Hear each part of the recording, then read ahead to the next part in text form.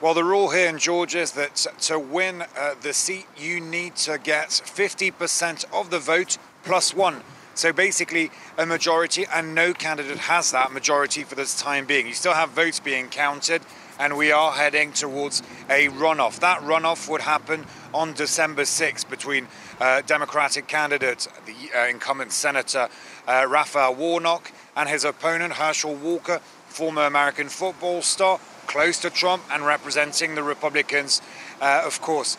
All of this also due to a third man, Chase Oliver, who got, for the time being, around 2% of the vote, preventing either candidate of getting more than 50%. This is what the Democrats and the Republicans wanted to avoid by all means.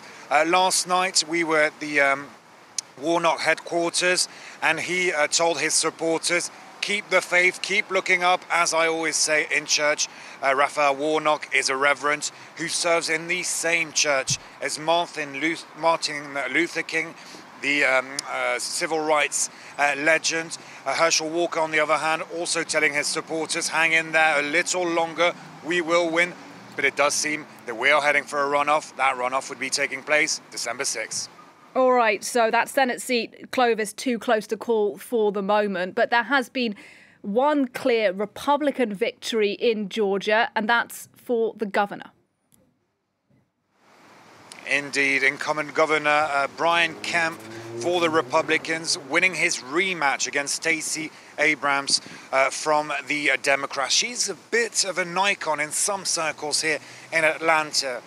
She's been supporting better voting rights. She's been campaigning on that issue, mostly also on the issue of abortion, saying women have the right to abortion, which is not at all what Brian Kemp thinks. He's pushing for a ban on abortion after 6 weeks. A few words on Brian Kemp. He is a very interesting figure because back in 2018, he was endorsed by Donald Trump. He had very conservative views, extremist at times. He still has those conservative views, but he got attacked by Donald Trump back in 2020 for refusing to overturn the results of the ballot, the presidential ballot, here in Georgia. And Brian Kemp, to his supporters, really criticized the Democrats, saying they don't know what truth is, they don't know what hard working is. And he also criticized President Biden and former President Trump, saying they mishandled the pandemic and that he was right in being one of the first ones to reopen the state's economy. A final word on Brian Kemp. This is a man who says he went into politics because he was frustrated at government bureaucracy and taxes, and that kind of sums up who he is. It does seem that the people of Georgia voted for him, of course, on local issues and decided to favor him as opposed to Stacey Abrams. Stacey Abrams, who still is possibly a rising figure in the Democratic Party.